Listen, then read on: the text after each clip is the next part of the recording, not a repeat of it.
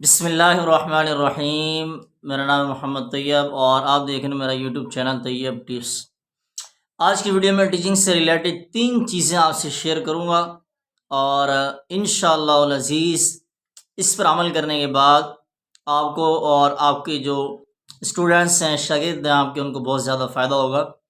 ٹپ number 1، جب بھی آپ کے پاس کوئی نیو ایڈمیشن آتا ہے تو جب بھی آپ اس کا سبق شروع کریں، لیسن سٹارٹ کریں، آفٹر ٹیسٹ جائزہ لینے کے بعد پراپر جب آپ ان کا لیسن شروع کریں بچے کا، اس کو ایک دعا ضرور پڑھائیں، لازمی۔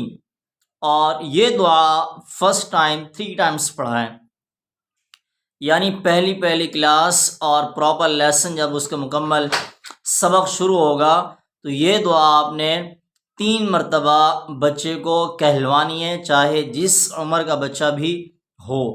تو دعا یہ ہے، بسم اللہ الرحمن الرحیم، رب یسر ولا تعسر وتمم بالخیر وبک نستعین۔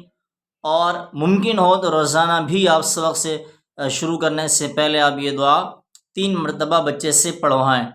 اور ٹپ نمبر 2 وہ یہ ہے کہ ڈیلی آپ ربی زدنی علما، کہ اے میرے مالک، اے میرے رب، اے اللہ میرے علم میں اضافہ فرما۔ یہ دعا بھی بالکل شارٹ ہے، چھوٹے بچوں کو یاد ہو جاتی ہے۔ لیسن سے پہلے، سبق شروع کرنے سے پہلے روزانہ آپ نے 3 مرتبہ یہ دعا ابتدا میں بچے سے سننی ہے۔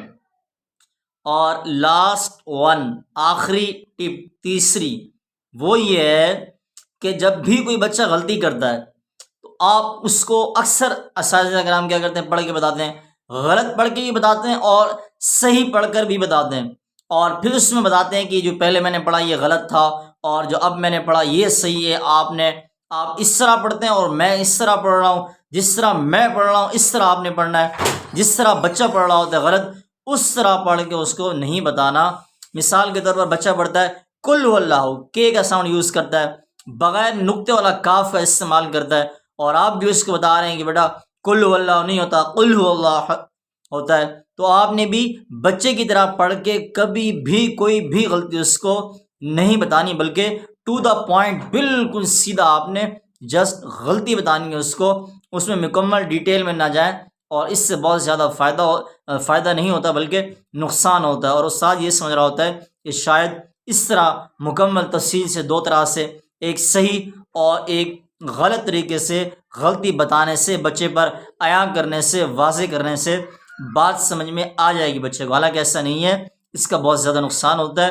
بالکل سیدھا 2 ٹوک الفاظ میں آپ بچے کو غلطی بتائیں، غلط پڑھ کر بتا کر اس کو اس طرح سے آپ نہ سمجھائیں۔